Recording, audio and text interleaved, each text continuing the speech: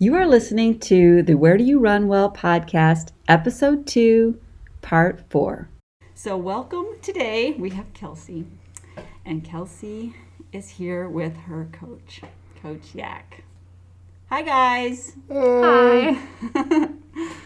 Little background on Kelsi. She has been working at RunWell for probably 2.5 years.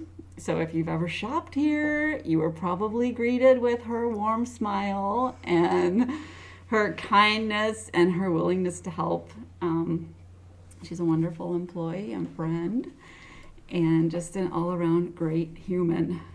And she is here with her coach.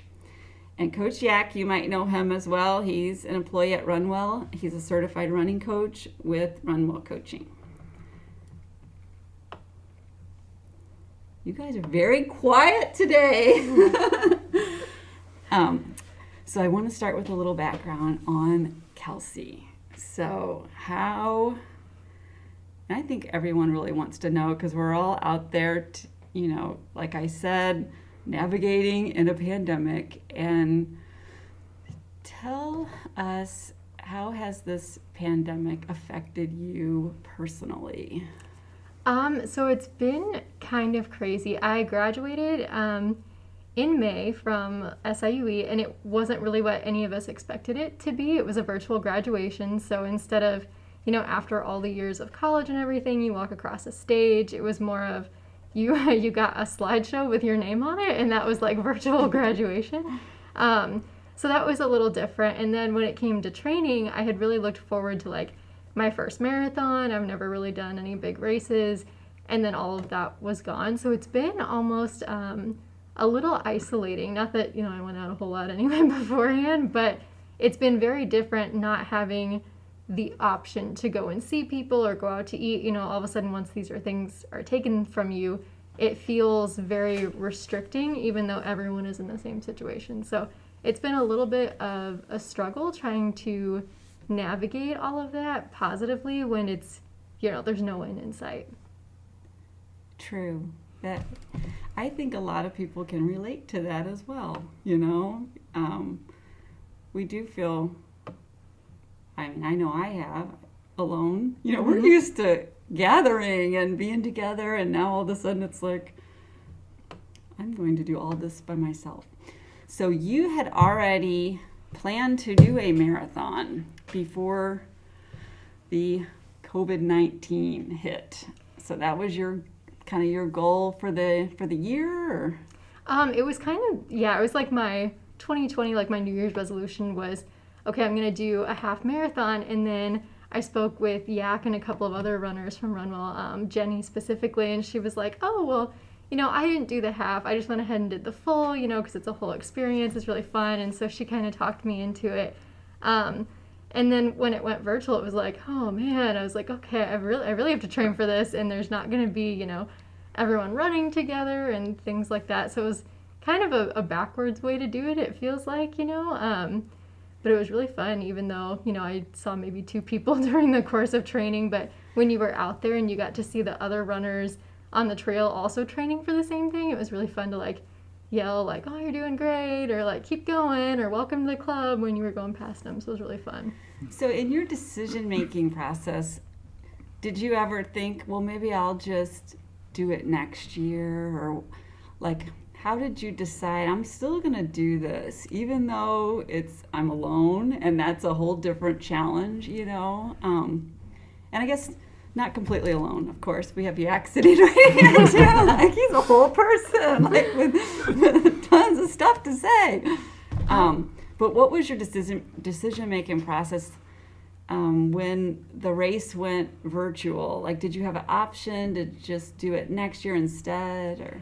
So they did, in the email when they announced that it went virtual, they did give you several different options. I think it was, you could choose not to do it at all, and then you could choose to defer to next year, or to drop down to a different race if you didn't want to do the whole thing since it was virtual. But I'm not super competitive when it comes to running, because I know I'm not winning anything. I'm not super fast, but I'm competitive with myself. And so then after talking to Yak, it was well, I already signed up. I have all this free time now, so why wouldn't I do it?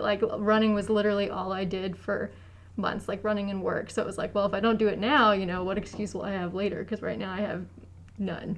Yeah.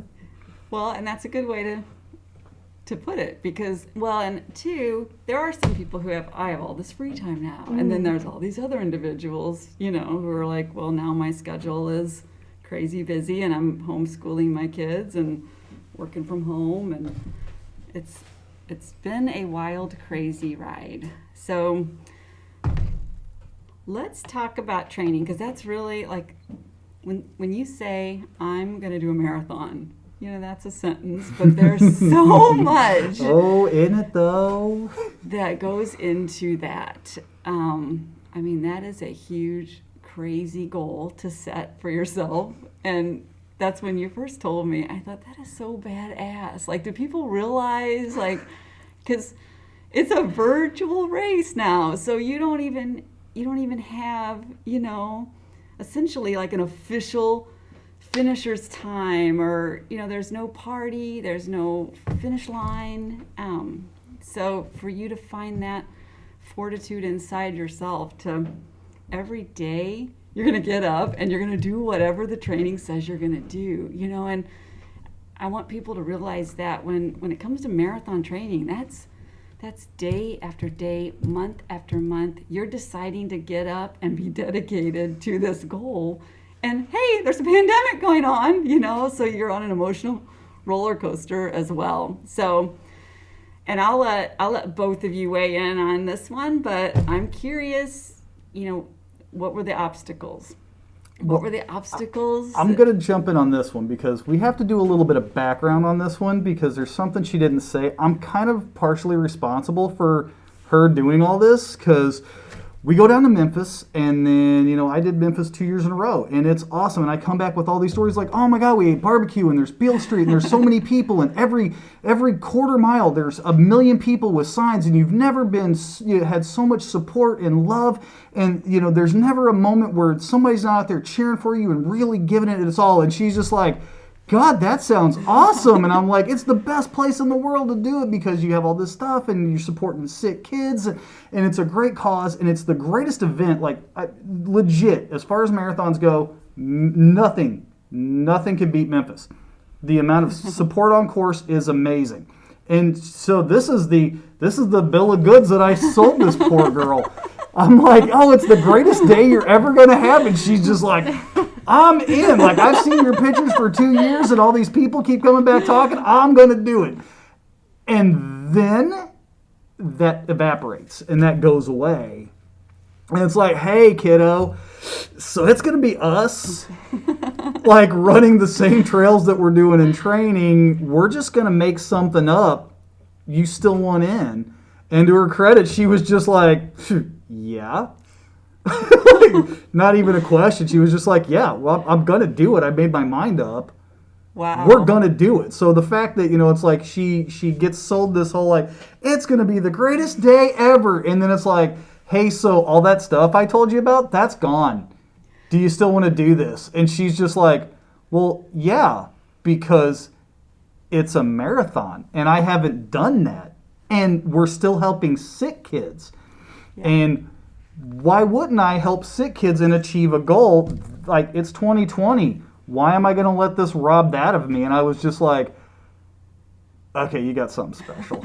You're not normal. Like, you've got so many, like, excuses too that would be completely understandable. Like, okay, whatever, it's deferred, or it's a pandemic, or I'm dealing with my own stuff, but you didn't see excuses.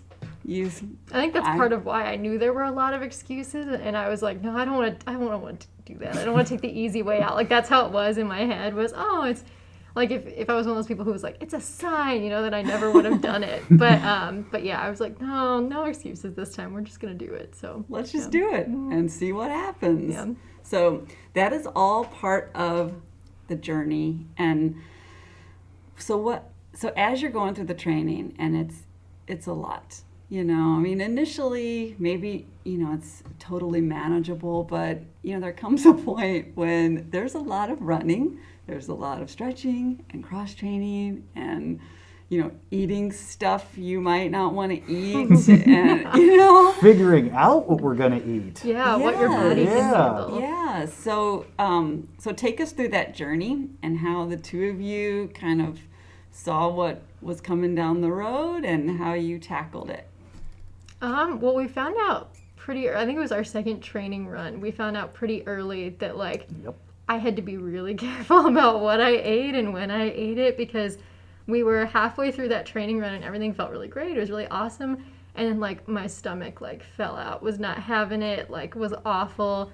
We walk jogged the whole way back. We had to make a pit stop somewhere and it was just awful. So pretty early on it became really clear you need to eat the blandest things for breakfast, and then you can eat a full meal later on. And we found out nutrition doesn't really work. I had one brand that I could use, so figuring that out was kind of touch and go. I had to be really careful about what I ate 2 days in advance. So it really is a whole process of okay, 3 days before my run, this is what I need to think about eating, and I need to have this much water the day before, and all the things like that. So yeah, it's a pretty intensive process of trying to figure out, planning up to the long run, what my body needs to be doing that far in advance. So yeah. I should jump in and say, when you say nutrition, you're meaning the on-the-go prepackaged. Yeah, the goos, the gels, things like that. I found out those don't work. Those are, or at least not for me. I can do the things you can chew, but the actual gels just wrecked me. It was bad. And this is the fun of being a coach.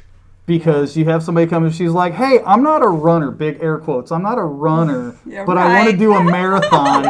And then she says, do you think I could do it? And of course I'm like, of course you can do it. I believe you can do anything. And she's like, okay, so you game on. Tell me how to do it. And it's all right, let's go.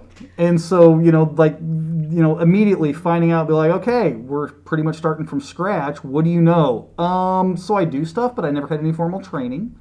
And I really don't know how to run long. I really don't know what a long run is. Mm-hmm.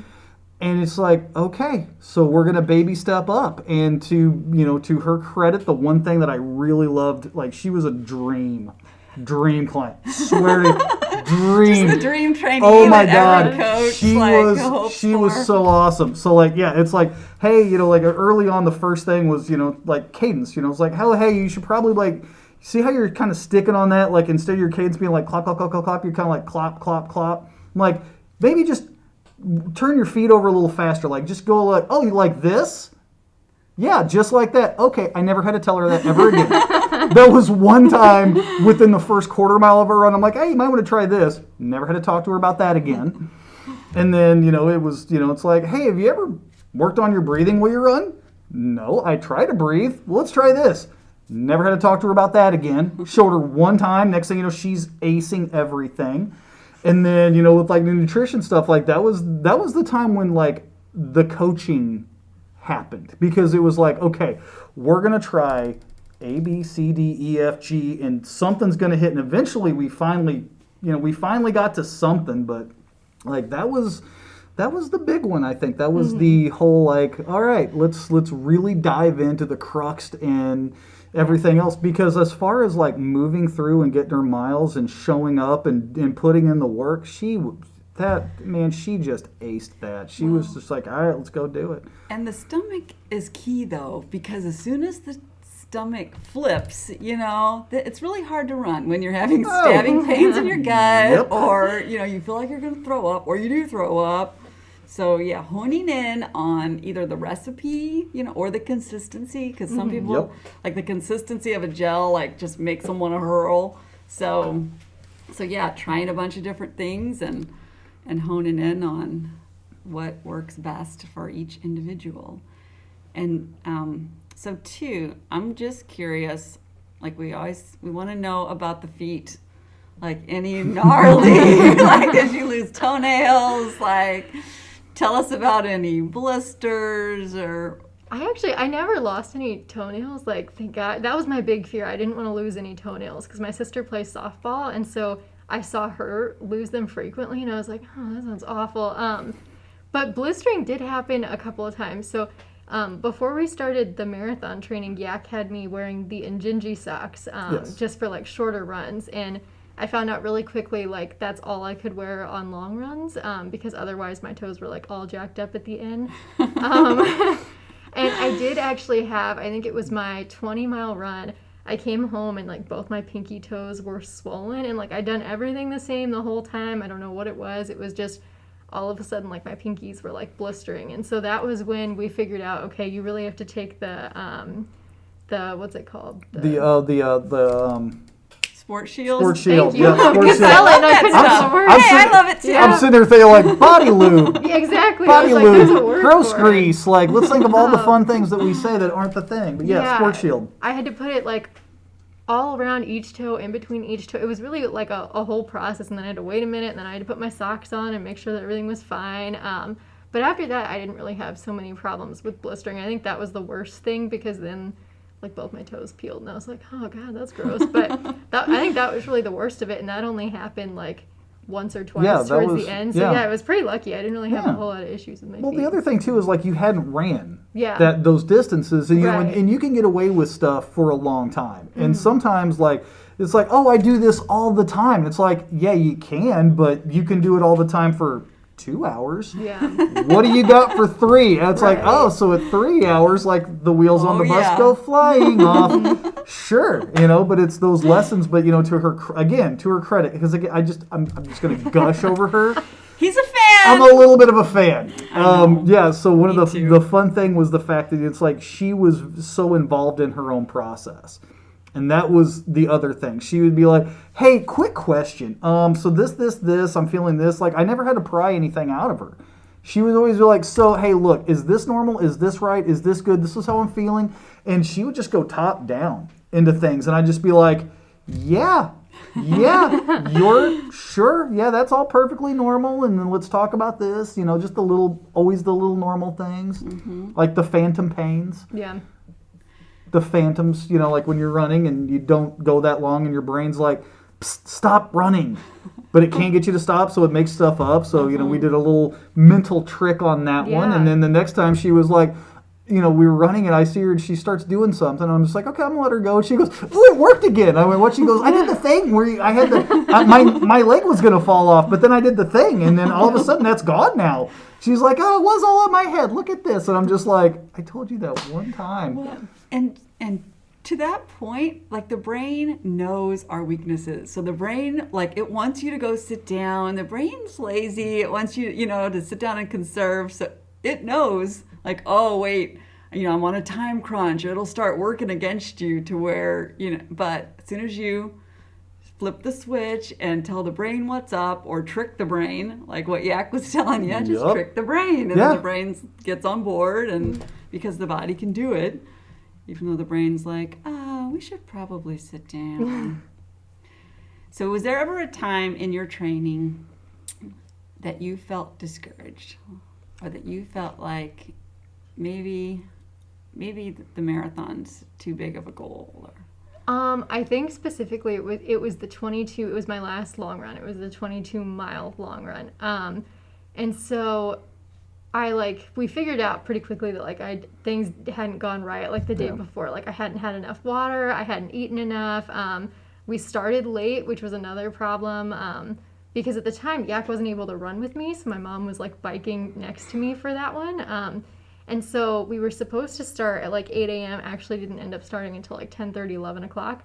And so I like hadn't eaten again, so I didn't really like factor that in. And about 19 miles on that one, like my knee started clicking really loudly, and I had to walk like the last 3 miles of it. I was so upset because I was like, crap, you know, my knee is going. I am like 3 weeks out from this huge race, and I can't even get to 22. And so that one was a big bummer. I finished the last mile on the track actually at the high school, but like 20 miles hadn't taken me that long, and then 22 took like an extra hour just because I was walking and my knee was like giving me all kinds of issues. So that was really discouraging towards the end there.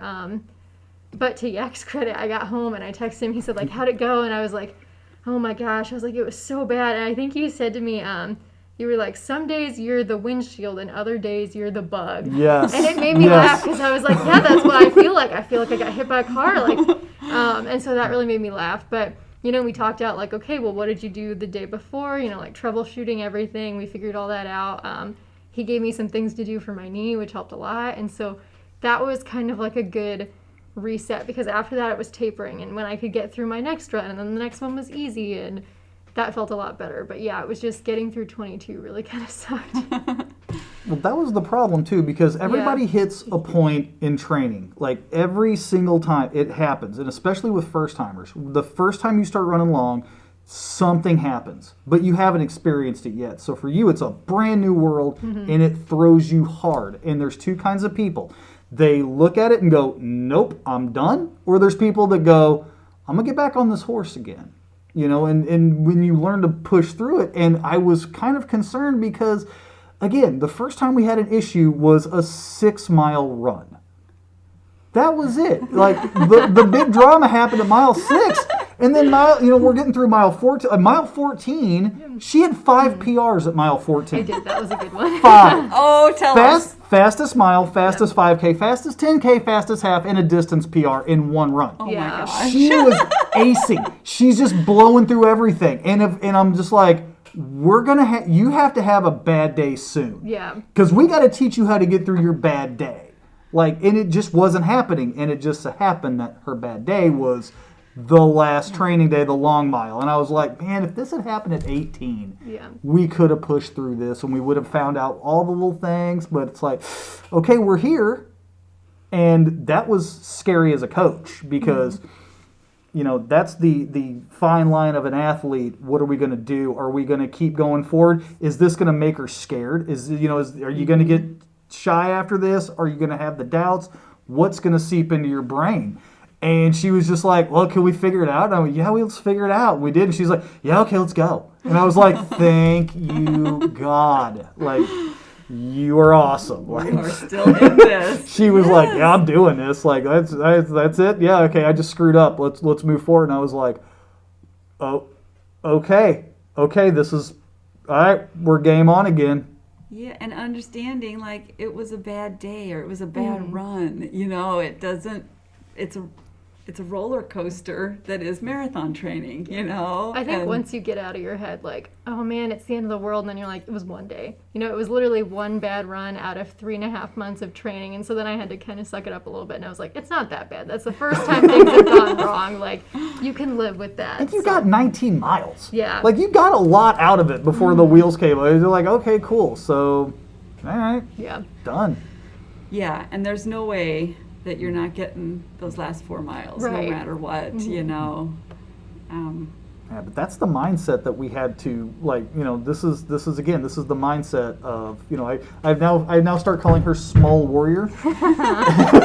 Because this is what she does. It's like, she's just like, yeah, so that didn't go well. All right, let's just recalibrate and go forward. And the mindset that she's just talking about, oh yeah, so it's one run out of blah, blah, blah, blah, blah, blah, blah. And I'm just like, what? How are you thinking this way? Like, this is your natural mode. It's like, cool, I'm just going to prorate my suffering down and look at the glory versus the suck and just be like, all right, I'm on the plus side of everything in life. Let's just keep going. Yeah, I'm not hurt by this. And I was like, that's how you know winners from the people that are going to quit right there. That's the winning mindset is I see what's in front of me. I know what's in front of me. And sure, glory to pain, done. And, again, little unassuming Kel's like, hi, how are you? No, heart of a damn warrior is what she's literally all shy and bashful. She's a little maniac over here. She's like, I don't know. It's like, no, you got it. You got it between the ears because that's where most of the fights won and lost. It's between the ears. Body can do a lot of things, but you can make your body do anything you want it to. And if you want to make your body quit, it will shut down and just fall apart. And if you want to make your body keep going, you can do it. And she was just like, I'm going.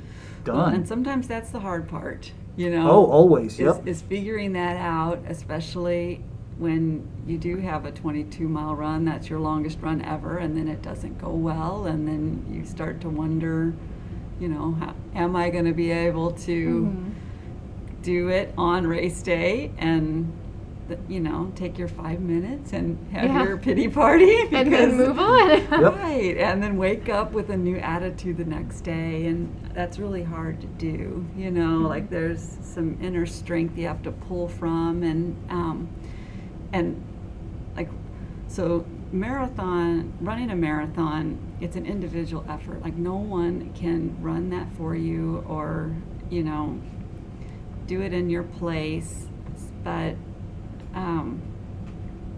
it also takes a lot of support and help, and I think everyone wants to know too, like what your coach has meant to you through this journey, like all these weeks, and just to have him there, like in your corner. You put her on the spot on this one. I'll look away. You don't have to look away. Okay, I'll just stare at the wall. No, it means a lot. Yak and I have been friends for a couple years now, but like as a coach and student kind of relationship, it means a lot, because like the first run, I was a little nervous because I was like, oh, he's my coworker, he's my buddy, and we'd never run before, so that was like really nerve-wracking for me. But you have a really good way of like putting people at ease really quickly, and then like we figured out my issues, and when I started to get tired, we talked about a lot of things. We would talk about like murder mystery podcasts, and Yes. I mean, one Yep. run for like 3 miles we talked about the Batman movies and how there was going to be a new Batman movie. So like he could tell when I was getting tired, and then he would just get me to keep talking, and that's what got you through like some of the hard times, So it's really nice to have someone who is not only a coach but like one of your good friends, because then they know you well enough to know like, if you're saying like, I'm fine, they're like, well, no, she's like getting quieter as she's running, or like if you listen to the way I'm breathing, like she's having issues with this. And so I don't know, it was really cool. It was really nice, especially because like going from someone who works together to now you've coached me through things. Like if I ever have anything that comes up with like running or whatever, I know I can just shoot him a text and he'll be like, hey, you can do this or this, or you can do that. And yeah, it's been really nice. He's been like a really great mentor. So Aww. yeah. And what a great resource too Yeah. to go on. And okay, so then we have to talk about your parents. Yeah. Because Cheryl and oh my Jaime are gosh. the best. Oh gosh. Yeah. Yeah. So let's just hear about them and their Yeah. support over your goal and what they've done, to help you get to that start line. So my parents are really supportive. They always have been, of like everything I've ever wanted to do. And so when I decided to do a marathon, there were only 1 or 2 times where they were like, well, you've never gone that far before, like, do you really want to do that? Can you do it safely? And I was like, oh yeah. And so when they were like, well, how are you going to train? They know Yak, they've met Yak before. Yeah. And so I was like, oh, well, Yak's going to coach me. That's when they kind of like stopped asking questions. They were like, oh, okay, cool. They were like, well, then you're fine. Like if you're with Yak, it'll be fine. Right. And so, yeah, like in the beginning, when we were running together like every week at like 7 a.m., I would get up and I'd be like, all right, I'm going to go run with Yak. And they're like, okay, cool. And then there came a point where we weren't able to do that. And so I was like, oh, dang, well, like, that's a really far way to go just by yourself. And I'm not like a very big or intimidating person. And so my mom was like, well, I think it was 12 miles. It was the first long run we couldn't do together. Yeah. It was 12 miles. And so my mom was like, oh, well, I'll get on the bike and I'll go with you. And so that was really fun because, my mom and I just got to go bike around the trails for like 2 hours, 2.5 hours, however long it was, and just hang out. And so then when we found out that, Yak's foot was having issues, he wasn't going to be able to run with me for like the latter part as we got into the longer miles, my parents were like, okay, well, we'll just bike with you then. And so they would take Aww. turns. And so my dad would bike with me and then my mom would bike with me. And they were really great because, they would check in and they'd be like, you're doing great. What does Yak say right about now? Do you need to talk about anything? Like, what do you want to do? Do you want to listen to music? Do you want to do this?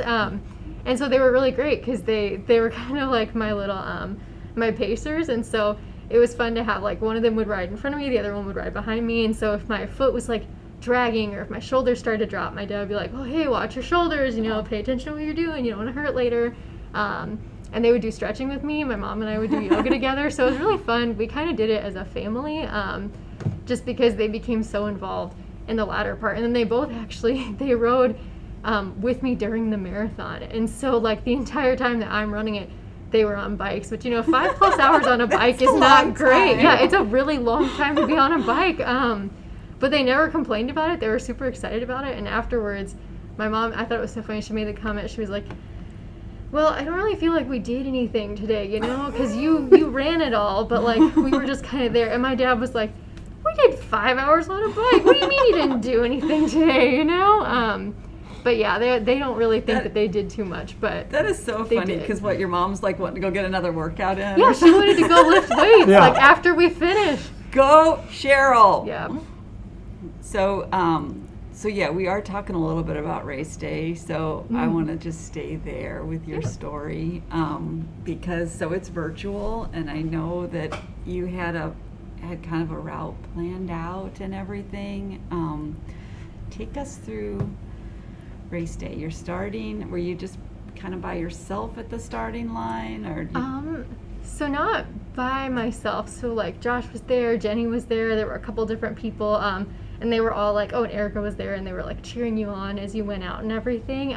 But we started a little bit later because we had issues with like the tires on one of the bikes.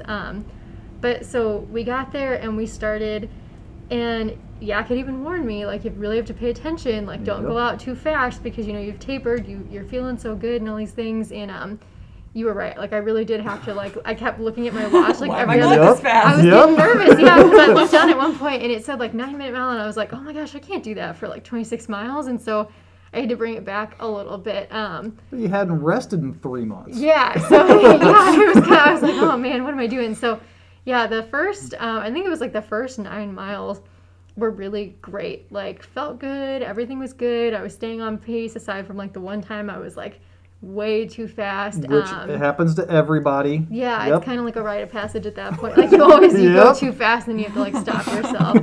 And so that was really great. I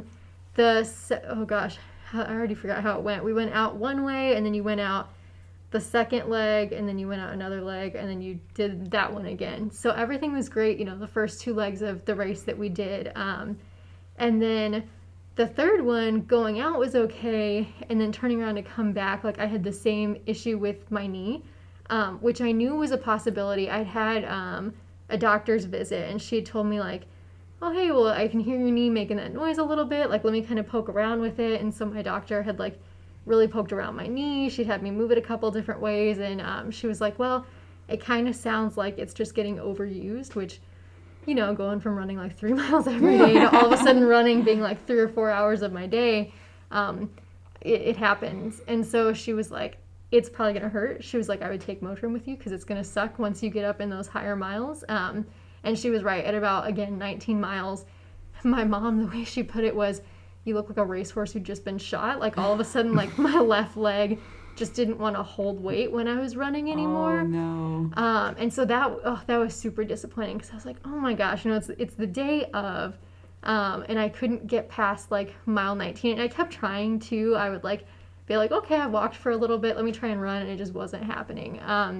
So the last 7 miles, I fast walked, and, like, I felt like, like a soccer mom, like, with her little, like, what are they called, the little strollers or something like that. I was over there, like, pumping my arms, really trying to walk as fast as I could, because I was like, man, I don't want to take forever, and so I walked the last 7 miles, and really it wasn't until, like, the last mile that I really had to, like, fight through it. And so they give you those little bracelets that have, like, your sponsor's name on it and everything. Yep. And so, like, when it got really hard, it sounds cheesy, I kept, like, repeating the name of the boy, and I think his name is Caleb. He's 3 months old. He has a neuroblastoma, and it's stage 4S. And, like, I just kept saying it, like, the last mile to get to the end, because I was like, he deals with so much worse every day, and I'm over here, like, hurting over the last mile, And so that was kind of how I got to the end. But it was really nice, because even though it took me longer than I thought it would, and I was really bummed. I was like, dang it, like 7 more miles and I would have been there.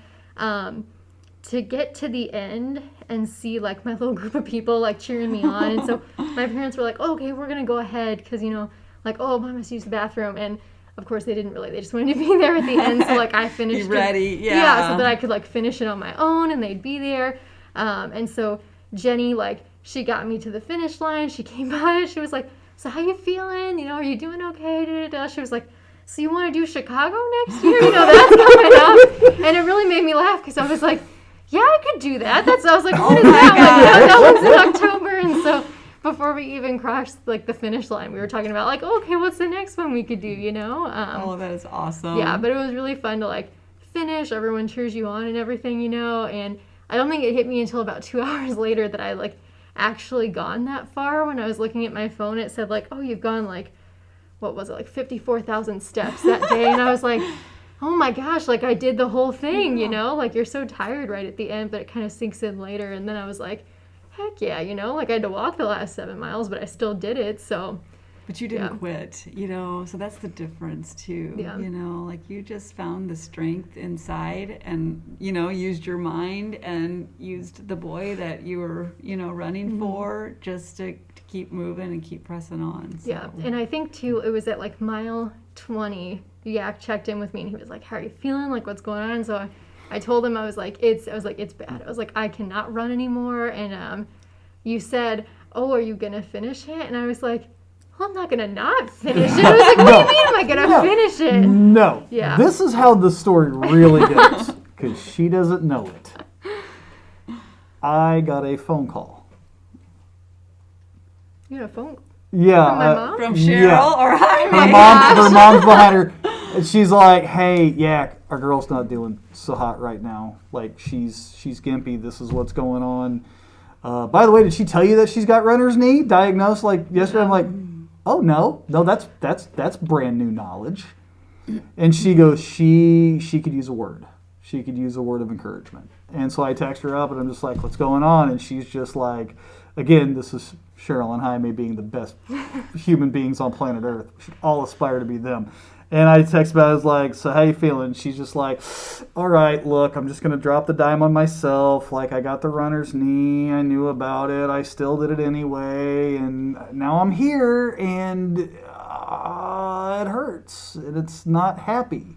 And I just was like, I know the answer to this, but I have to have you say it out loud. You going to finish this? And she was like, hell yes, I am. And I was all like, what did I say? I can't remember what I have it saved in my phone.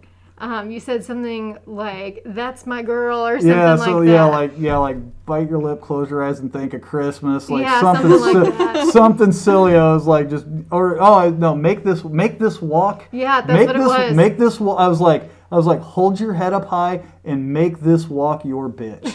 And she did. And I was like so super proud. I was like, Yeah.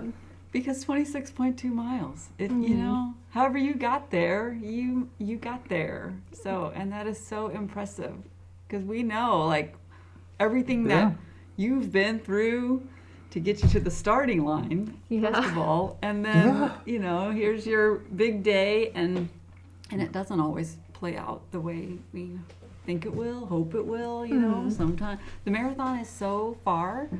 You never know what your story is going to be when you tell that. I think that's really what the magic is about it because you show up at the starting line and you have no idea if you're going to run a PR or if you're going to be laying on the side of the road cramping up or everything in between. Yeah. I'm just really thankful that didn't happen. I was really worried, like, do I have enough water? Do I have enough nutrition? Like the little chewy block things and everything. I was just really afraid like something was going to happen, like my legs were going to fall off and I wouldn't be able to move anymore because I was like, man, if I have to crawl, like I'm going to get there, but you know, you don't want to. And so, yeah, that was my big fear was like, I don't want to cramp up and then just have to like sit down, you know? Yeah. Well, and that is spoken like a true winner, you know, like, oh my gosh, love you so much. All right. So I guess to wrap this up, because I love your story, it melts my heart. I knew we had to tell everyone Kelsi's first marathon story. And so I guess a question for both of you two. So for anyone listening today that might feel like maybe they want to take the first step or they want to try something and maybe they want to go a 10K, like we're not saying like whatever it is for them, like a stretch goal to reach for a big goal, like what advice would you give to them if they're listening and they're just thinking about, they're on the fence? I'm gonna let Kelsi to go first. Oh, God. 'Cause she, this is my world. Like, I live in this world, but she's just walked through this door, and I would love to hear what you have to say about this one. First thing I think, and it's something that you told me, you are capable of a lot more than you think you are. Because, you take the first baby steps and you think like, oh, this is great, and things are hard. But as soon as you get out of your head, like, everything sucks, I don't want to do this, it's cold outside, like, I don't want to get up and go out and do it, it's early. Once you get past all of that, like, you really are capable of a lot more than you think you are. Your mind can tell you one thing, but, our bodies were made to do all these crazy things, like to, walk across, like, I don't know, like fields and do all these things, way back when. And I think, we've gotten so used to, you go to work, you go to school, you come home, that's all you really have time for, that we kind of don't think we're capable of doing all these really great, like, amazing athletic things. But if you just go out and try and get in the right mindset, like, you can do a heck of a lot more than just, like, go to work, go to school, come home, and go to sleep, Maybe watch some TV. Right, Yeah. Anything that's just, like, sitting down. And I think, too, once you get through, like, the first couple of weeks of it, you can make anything a habit, good or bad. And so it's just getting into the habit of, I'm going to get up and I'm going to do this, and I'm going to get up and I'm going to be in a good mindset, and I'm going to eat my breakfast. That's a hard thing, like getting up to eat breakfast. A lot of people skip it. Not everyone wants to eat first thing in the morning at like 5 a.m. So, doing the things that you have to do just to reach your goal. I think a lot of it is just mental. Your body can do all the things. Just make sure that you are taking care of yourself mentally so that you can get it there. That's like the big one, I think. Mm-hmm. And Yak, what advice would you give someone who might be listening today and thinking about going for a goal? First of all, I would say do it. It's like if you're sitting there thinking like, boy, it'd be really cool to do that. Like, just go do it. Figure out how, get your plan. You can't necessarily go from 0 to 100, but, look at that goal up ahead and be like, okay, can't go from 0 to 100, but I can go from 0 to 5. I can go from 5 to 20. I always say, like, the hardest training class that anybody will ever do is going from the recliner to runner class. That is the hardest mentally, physiologically. That is the most difficult task you can do. So if you can get through that, the sky's the limit. Because after that, you're just moving the needle a little bit. And it's just, find somebody that can instruct you, that will get you there, that you can rely on to give you the information, that you can, that will give you the tough information. The whole like, I'm going to bench you for a week, or we have to figure this out, like that will make the hard calls, because it's like, that was the one thing with us.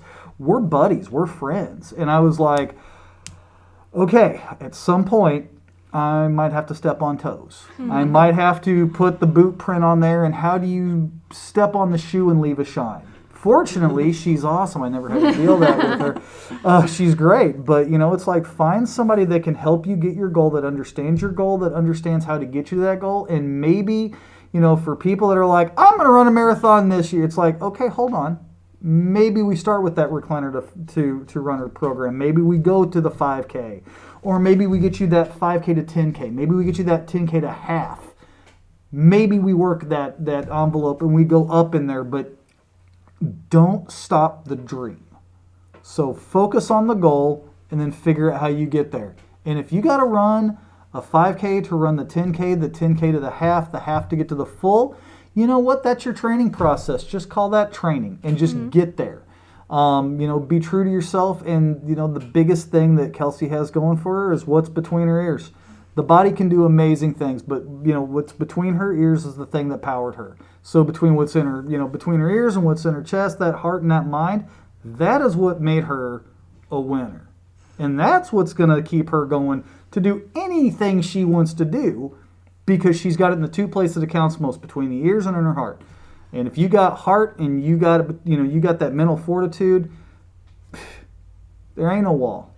That wall doesn't exist. Like, that's a construct. You've made it for yourself. And the second you say, no, I don't believe in you anymore, you're not there. That wall goes away. And that's exactly what she did 26.2 miles later. Woohoo! I love it. And if you can get a Cheryl and a Jaime, that's really awesome. Because If they're we could all have a Cheryl and a Jaime, what could we accomplish?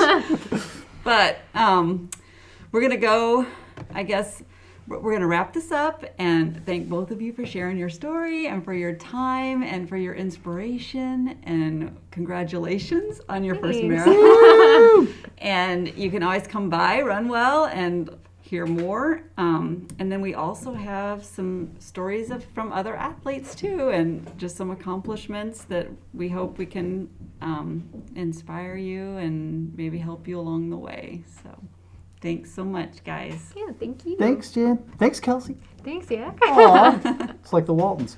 Right. For information on training programs through RunWell Coaching, please visit runwellcoaching.info. And for all other information on events, visit our website at the store, runedwardsville.com. Thanks so much for listening. See you next time.